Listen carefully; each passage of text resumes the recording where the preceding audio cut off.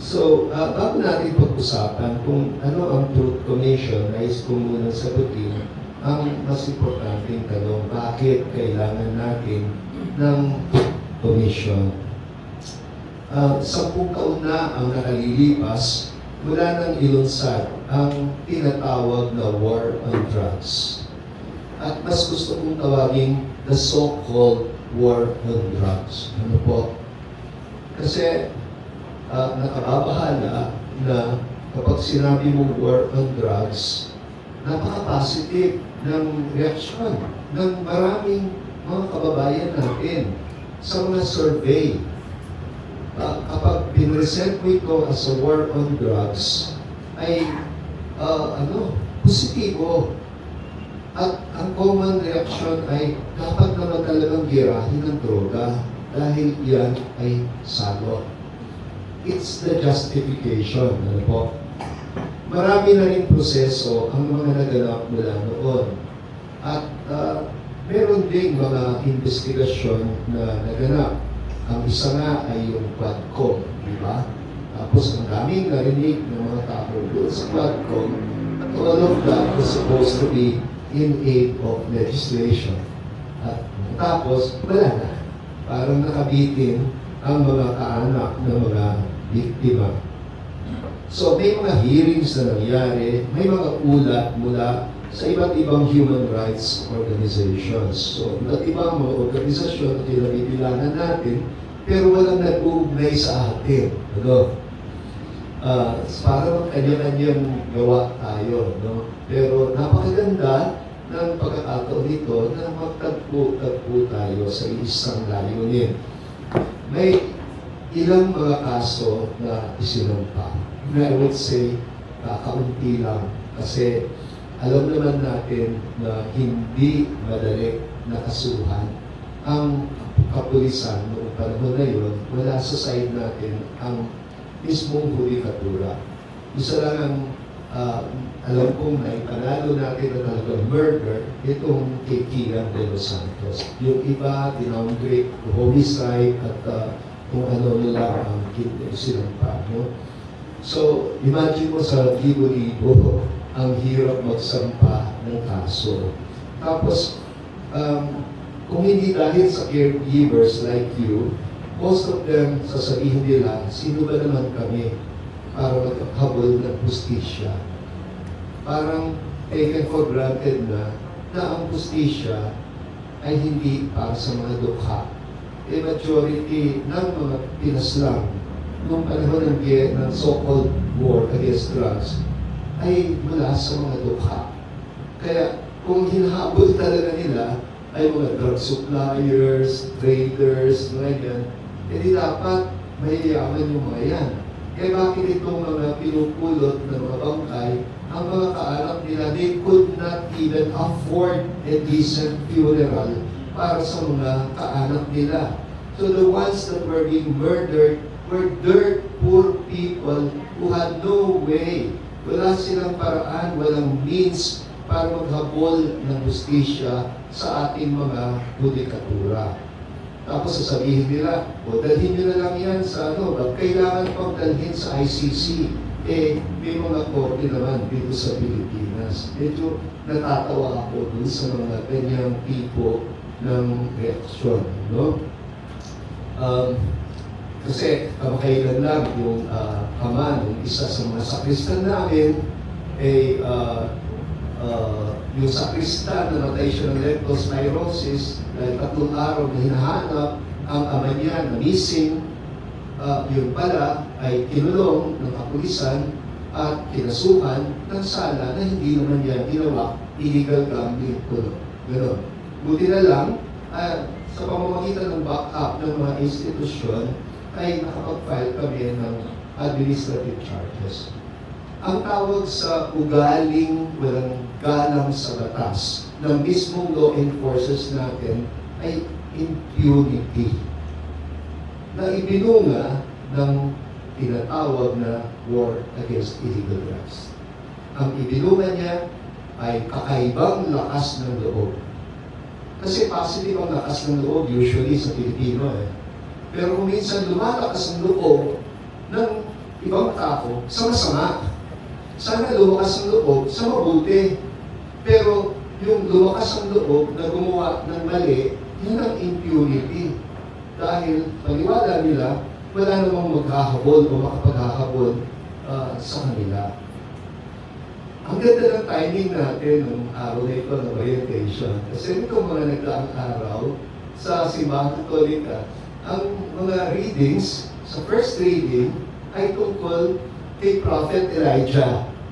At kahapon hanggang ngayon ay ang kwento ng murder. Kwento ng pagpatay. Actually, dalawang kwento ng pagpatay ang pumapasok sa isip ko na sinalungatan ng dalawang propeta. Yung una ay yung kwento ni Naboth. Si Naboth na mayroong isang ubasan, farm, na nataypan ng hari, si King Ahab. Tapos gusto niyang bilhin o i-barter, ipalit sa ibang property, pero nag-back off yung si Naboth. Ang sabi niya, very precious sa amin to kasi binanapay ko sa mga ninuno namin. Galit itong hari kasi gusto niya yung property. Sabi ng kanyang asawa na Reyna, ikaw naman, what are you in power for?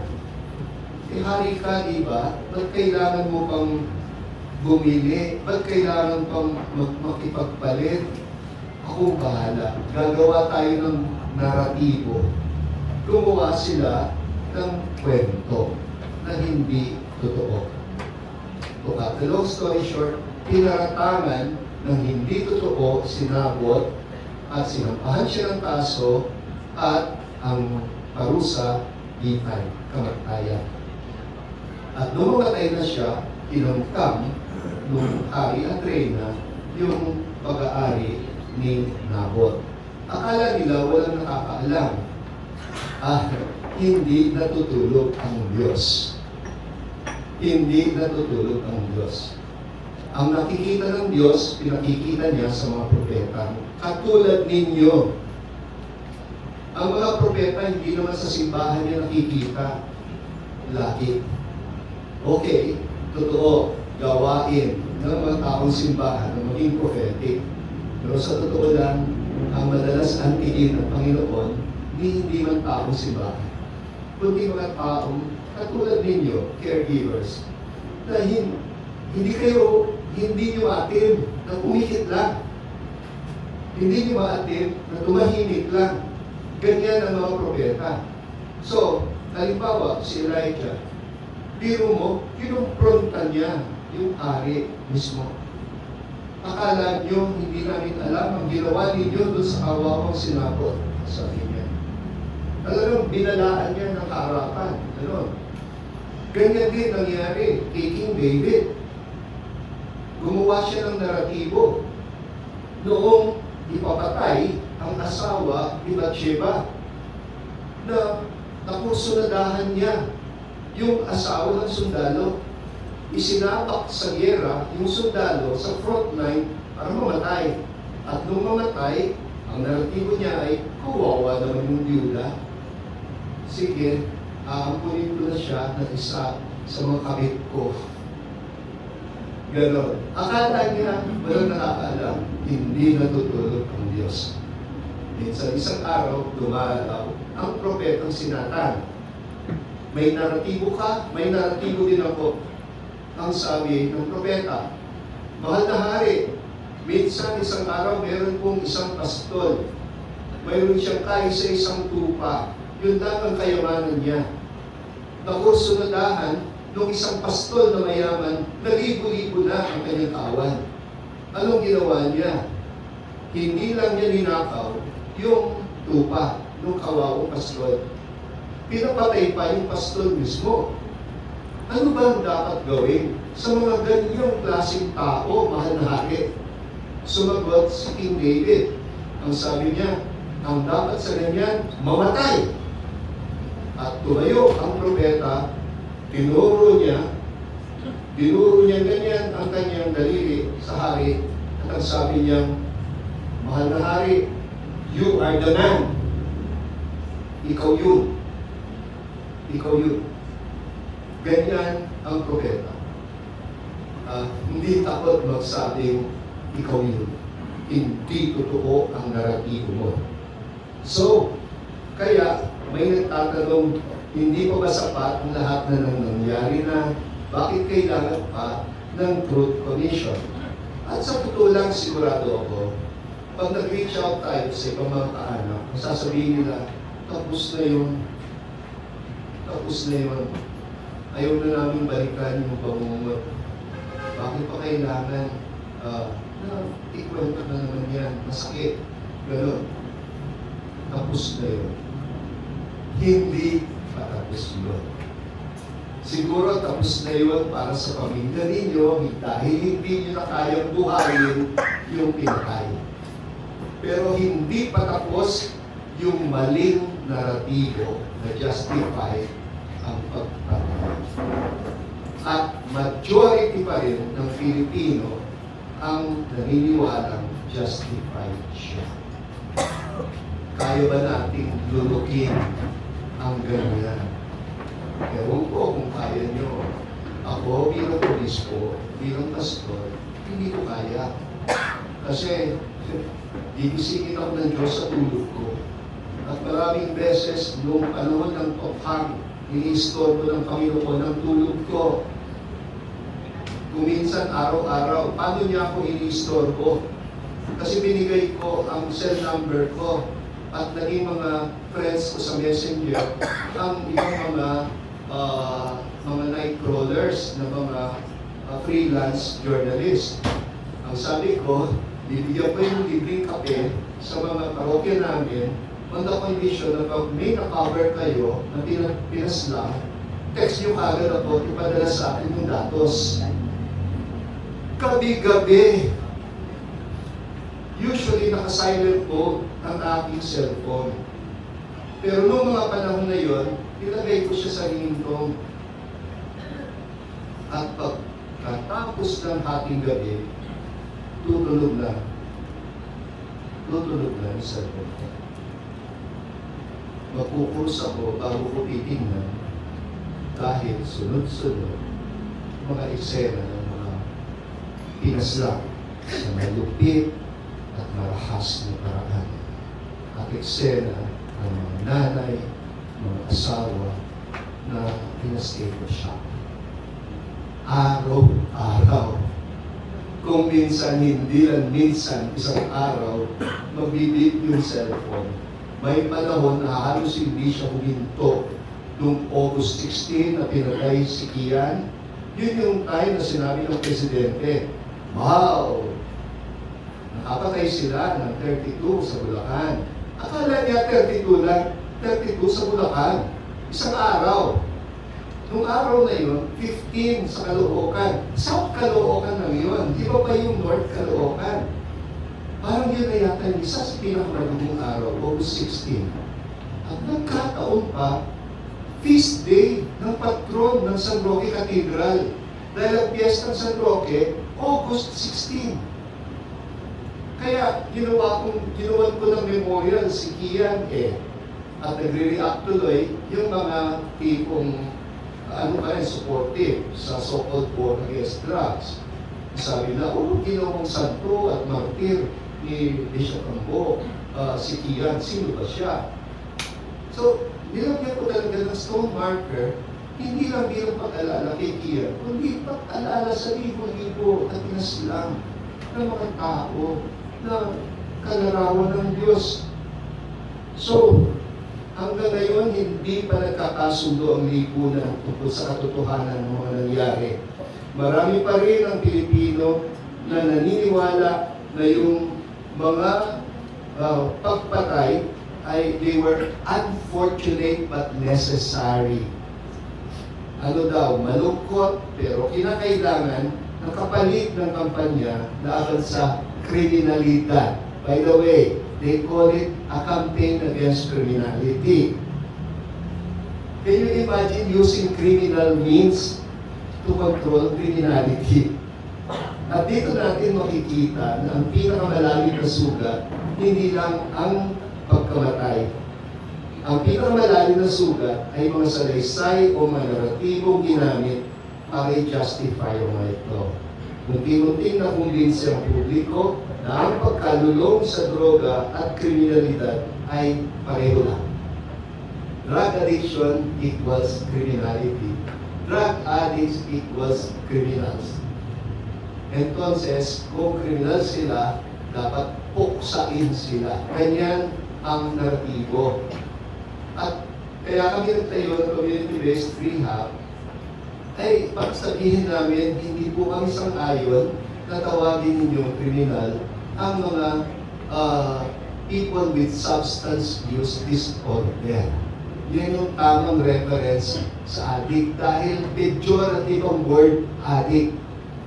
Sabi ko, may sakit sila, may pinagdadaanan sila. Kayo man ang mabuhay sa survival mode. Kakailanganin ninyo ng coping mechanism at sa maraming mga dukha, walang coping mechanism na available kundi droga. Kaya sila'y biktima, they're not the perpetrators. So, sa ganito paraan, ang isang tao may karamdaman o addiction, hindi na nakikita bilang tao. Naging problema na lamang siya na dapat alisin. Unti-unti parang nawala sa ating paningin, nawala sa paningin ng mga kapwa na ito bilang ama, anak, ina, kapatid, kaibigan o kapitbahay. Naging label na lang sila, adik, salot, ng laban. At alam natin sa kasaysayan na kapag may grupong tinanggalan ng pagkatao sa isip ng publiko, nagiging mas madali para sa lipunan na tanggapin na lang ang karahasang ginagawa laban sa kanila. Hindi na ito bago sa kasaysayan. Alam natin kung gaano karami ang napatay ni Hitler. Pero hindi lang si Hitler. It's a state-sponsored violence. No? Kasi tanggap yung naratibo. Hindi nagsisimula ang malawakang karahasan sa pagpatay. Nagsisimula ito sa dehumanization. Dehumanization. Nagsisimula ito kapag ang isang tao ay hindi na tinitignan bilang tao, kundi bilang halimaw. Kaya para sa akin, hindi lamang mga buhay ang nawala noong panahon yun. May nawala din kakayahan ng ating lipunan na makita ang dignidad ng bawat tao. Dignidad, dangal. At ito ang dahilan kung bakit kailangan ng truth commission. Hindi po tayo korte dito, hindi prosecutors, hindi tayo kapalit ng ICC, hindi tayo kapalit ng mga korte o ng hukuman. May ibang tanong tayo na gustong sagutin. Ang tanong ay, ano ba talaga nangyari? At paano ito nangyari? At bakit ito nangyari? At sino-sino ang naapektuhan sa mga pangyayaring ito? Ano naging epekto nito sa mga pamilya at komunidad? At ano ang dapat natin gawin upang hindi na muli makulit ang bangungot na ito? Sa maraming bahagi ng mundo, may mga panahong kinakailangang harapin ng mga lipunan ang kanilang masasakit na nakaraan. Ang problema dito sa atin, parang napakaikli ng memorya at minsan ayaw ko na rin marinig yung word resiliency. Naalala ko, sigurado yung iba sa inyo naalala nila, nagbigay ng Christmas party si Bato. Nagbigay ng Christmas party si Bato, pina-invite niya mga EJK families. Pagkatapos umuwi sila sa amin, yung iba umiiyak. Hindi daw nila tinanggap yung regalo ni Bato. Sabi ko, bakit? Kasi daw sabi niya, ay nako, mag-move on na kayo. Parang ang dali-dali para sa kanya na sabihin, mag-move on na lang kayo. Anong karapatan niya? Na parang, nasabihin niya sa amin, mag-move on, bahagi siya ng buong sistema na pumapatay. So nangyari ang ganito sa South Africa, sa maraming mga bansa sa Latin America, lalo na sa Peru, sa El Salvador, sa Guatemala, at ang inspirasyon ko ay yung aking predecessor nung ako'y tawaging titular bishop of a diocese in Italy, Guadalquivir.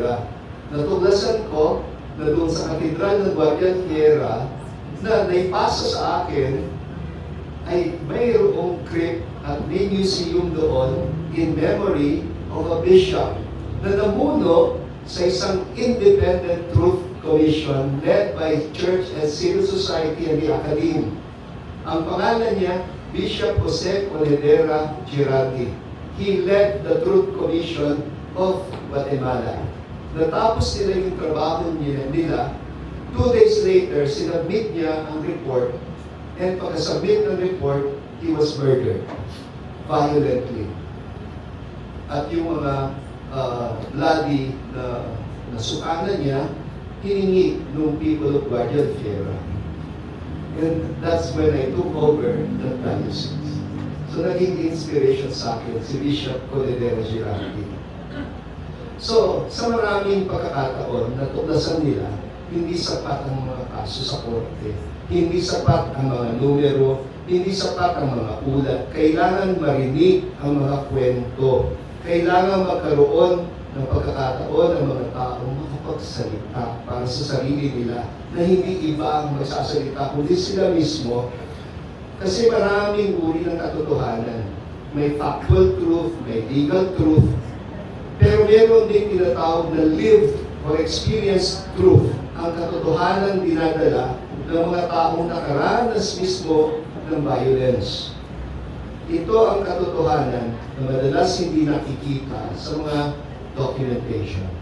Ito ang katotohanan na nakasulat sa alaala ng mga pamilya, sa kanilang mga luha, sa kanilang takot, sa kanilang mga tanong na hanggang ngayon wala pa rin kasagutan. Kaya ang unang layunin ng Truth Commission ay makinig. Makinig sa mga biktima, sa mga pamilya, sa mga nakaligtas, sa mga saksi. At kung may maglalakas loob, makinig din maging sa mga naging bahagi ng sistema ng karahasan.